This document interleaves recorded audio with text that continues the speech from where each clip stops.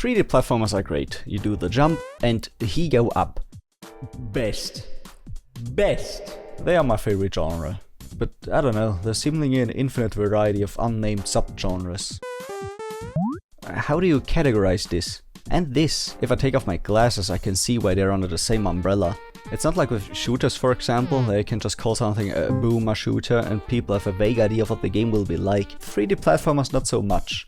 Slap an adjective like linear in front and that's the best you can do. But that only lets you assume about the structure of the game, unlike the previously mentioned shooter example, where there's a myriad of already defined subgenres, all implying a variety of things on a mechanical level. You know what it will sort of play like because it's right there on the package. Even the Mario can make up his mind. Rayman 2 is more of a Mario than the Mario. Come on, this is your realm. Steam's 3D platformer section this summer sale also has just been... what? I would only consider half of what's here to be the right genre, but then again, they're also different. They all scratch a different itch. And I'm itchy all over. Especially my book. Yo Noid 2 Enter the Void is really good. If you don't know about Dominor's retired mascot, then that's okay. You don't need to know anything about him to enjoy this game, and I kind of don't want to go into it. Funny how that works out. Occupation? Pizza Destroyer. Yo Noid 2 is a fan-made sequel to Yo Noid on the NES and was created by a small team in 1 month for a game jam in 2017.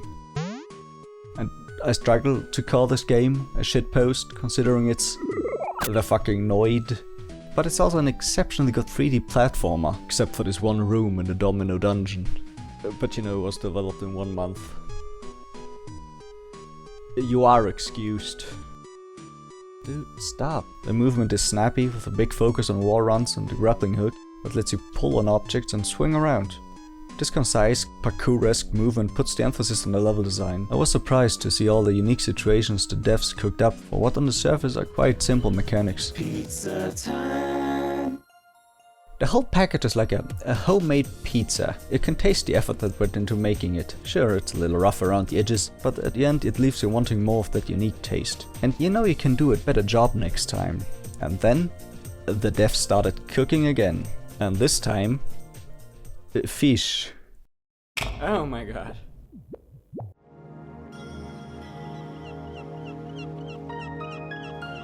The Big Catch tackle box has everything I like about video games and more. And it's only a demo. The full thing isn't even out yet and won't be for some time. This is the Kickstarter exclusive demo, until it wasn't, and that's why I am playing it. I had to remind myself of the fact that I'm playing a demo multiple times, because you served a package that could pass as a finished product. Playing it makes me feel like I'm robbing a store.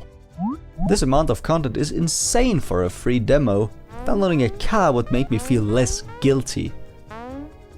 This game is being developed by 2 people. They worked on a couple of projects together, including that funny pizza game. All of them are not bad and actually deserve a video on their own, and like this demo, are free to play, which is just insane. This game iterates and improves on the mechanics of Yo Noid 2. The fishing rod is a substitute for the yo-yo, serving the same purpose. The movement is still more parkour than your standard 3D Mario, for example, but oh man, the movement! The schmovement! Single-handedly usurped the king of my personal 3D platformer schmovement tier list and now reigns supreme. Here we go, first time playing and it feels kind of slow. The controls are good, but there is no run button and the standard jump goes kind of nowhere. This is how my first few minutes went. Walk around, read every sign, press all the buttons to figure out the controls and then struggle with the first real jump. The tutorial area gives you an overview of all your options. It isn't really a tutorial, more of a Mario 64 Castle Grounds type deal. A safe area to experiment and to give you a taste of your movement options. Your tools, so to speak. And this is really all of them. There are no unlocks, everything is laid out before you. What's left now is to figure out the purpose of these tools. This coincides with the open nature of the game, because there isn't even an intended route. You can access all of the different areas whenever you want. Which works fine. There are some that are more difficult, sure, but it's not a big deal. Most areas tend to focus on exploring one specific mechanic, with the goal of teaching you the ropes without you noticing that it's happening. Like Here, I can't make this gap with a wall run alone. I actually need to pay attention to my surroundings and use the slope to gain enough speed so I can make it across. With a little bit of observation, I was able to figure out that I need to carry my momentum over to a different action. Pretty basic stuff, right? But what actually makes this intuitive is what came before. I said I was able to figure it out, but the level design of this jungle gym did the actual heavy lifting of conveying these concepts to the player. The flowers that make me go wee and the moving platform at the start show how you need to carry the momentum to get over obstacles. And the wall run is just an extension of this. Level design done right removes the need for a tutorial. It doesn't need a single text box, nor does it treat the player like an idiot who needs to be kept on a short leash. It plants the idea of the solution in your head without outright telling you. Of course, this approach runs the risk of frustrating the player, but it's exactly this frustration that makes it so satisfying once you do figure it out. The underlying effect this had on me was that I was a lot more engaged in the challenge that was presented to me. Every subsequent challenge started to build upon the last. Every fish you catch, your mind starts to expand exponentially. Like the wall run example is so cool. It taught me a quirk of the wall run and it combined with a new level mechanic to keep it fresh. It taught me general things about how the game works and it keeps it fresh by introducing new level mechanics that keep in the theme it's trying to teach. That's why earlier I pointed out that the standard jump goes nowhere, because it doesn't, and that's the point. And also a mistake I made when I started playing. Every jump has a specific scenario it excels at. It builds this interesting dichotomy of which jumps should be used for a given situation, because there is no universal tool in your toolbox. The standard jump goes nowhere. It really is just for standard situations, but more importantly, its purpose is to be the basic tool to set up more complicated jumps. The options in your movement kit connect beautiful in a lot of small ways, and that makes new scenarios even more compelling. Anyway, let's move on, because there's something I really want to talk about. Just a quick side note, if this sounds like your type of jam, then go play it yourself right now. It's free after all, and I want to talk about everything without actually showing anything. I had the most fun figuring this stuff out on my own. Gameplay spoilers are still spoilers, so you know, I just want to throw that out there. It's free, and so is subscribing and hitting the bell and liking. Shut the fuck up. Main collectible in this game are fish. With legs. They start booking it as soon as they see you, and catching them is sometimes a real challenge. They run a tiny bit faster than you, and so you either must move or keep up with them long enough until they get tired. Whack them, catch them and sell them. Because the ultimate goal is to make money. Catching this one was especially hard. One small slip up and you have to loop all the way back around to the last checkpoint. This game in general is pretty tough. Some sections require a lot of precision, and if you fumble a jump you have to do the walk of shame all the way back to the beginning or to your latest checkpoint. And it's not just the precision. Keep in mind, if this is your first time playing, then you also need to figure out which jumps to actually use in which situation. It's a bit much at first, but it's really rewarding when you figure it out. Earlier I had no problem saying that I like this type of game more than Super Mario Sunshine, and this is part of it. Sunshine offers you all of these banger movement options, but you don't actually have to use them. It's nice to have and satisfying to pull off cool jumps, but as a Mario game it still needs to be approachable by every type of player. I get that. You can't expect little Johnny to comprehend what a buffered spin jump is. I mean, who can blame him? I barely can. And I feel like it doesn't do a good job exploring its own mechanics because of that. But just like in Sunshine, the Big Catches world feels very grounded. It's really good. Shut the fuck up. A vast, desolate wasteland with only a few ruins left standing. These ruins is where the actual gameplay happens, and from the looks of it, they're just normal buildings, dilapidated by the passage of time, sunken into the sands or flooded, giving you a glimpse of how things once were. Depressing and melancholy settings are great, and the broken down remains of buildings fit the parkour gameplay really well. And I like that you sometimes just stand there, looking around, trying to figure out how you can reach that next ledge, planning a route and weighing your options, because the path isn't clear from the get-go. The setting goes really well with the gameplay, and I appreciate that the devs took the time to design a believable world. Look how good the currency of this world looks, and the health bar too, fish themed and everything. I made a whole video about the subject, and I only do that once every decade. That's how much I like it.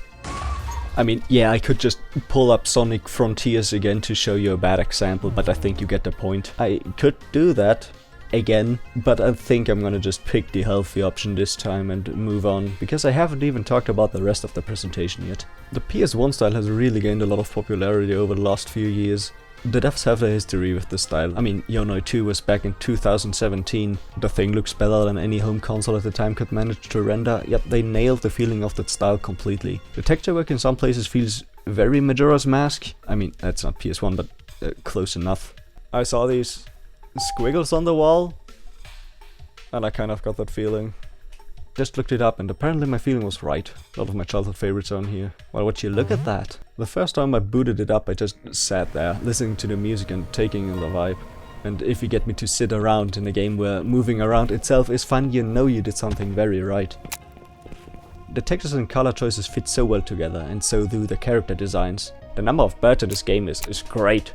Again, with the PS1 style, just fits in the time frame it tries to emulate so well. Whatever you call this character design genre, Clonoa, I don't know, you get what I mean. I'm also a big fan of the fish-themed world building and how it mixes with the gameplay. One or two keywords are thrown out there to give you a bird dude a contextual reason for being here. He's here to earn his scales, a rite of passage for these fishermen, bird folk dudes. A reason substantial enough for the gameplay, but in the context of this world it implies a whole bunch.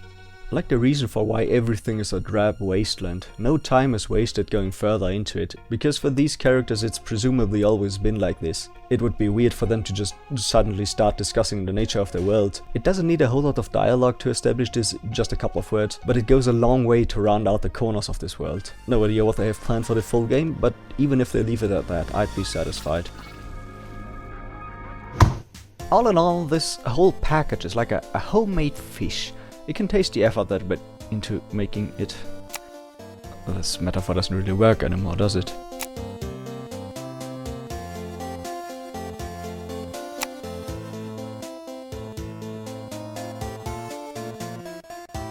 If you've watched this far, first off, thanks for clicking on a video about a game you've probably never heard about. From a dude you've probably never heard about. I've probably given you the impression that this game is the second coming of Christ or something. I've only been positive up until now. But man, this game just ticks all of the boxes for me. The character designs, the birds, the slightly depressing wasteland of a setting, the movement that lets you pull shit like this, the music, the way levels are designed, and the world building, even the difficulty. Dude! This is everything I like, this is all of it. This is everything I like, and it's only a demo. Man, if the whims of Twitter's algorithm didn't show me this game, then I don't even want to think about it. As I grow older, I grow more cynical. Here's a graph. A game like this puts all the cynicism aside. It's magical how it manages to transport me back to when I could enjoy a game again without being a bitch about it. There are so many games out there, but someone could be making your favorite game right now. In most cases it's up to Twitter's algorithm if you actually get to hear about it or not, and that's actually fucking depressing. I will be there day one when the full game drops, and it would be great if I could finish this video before then. I don't know if I will do another video when the full game is released. I probably will because, you know, game good. Sidelined the actual video I was working on for this one, because I needed to get this out of my system so I could think about other things than a bird game. I quite enjoyed working on this one, but it's probably because, you know, the game's an absolute banger. By now you've probably noticed that I'm bad at words, so here's an underrated video from an underrated dude, which I found while working on this video. Thanks dude, I stole a quote from you. Yeah, the one about your favorite game being out there, you just need to find it. Yeah, that's from him, sorry. He hit the nail on the head and talks about the few points I haven't even mentioned in this video, so go check it out if you want to hear someone else ramble about bird game. Also, big shout out to Carrot on Life. He provided me with the free cam mod for this game. He does speedruns, go check him out, it's really cool. But anyways, have a good one and do yourself a favor and play this game. And then the actual full thing when it drops. I will now go back into hibernation, goodbye.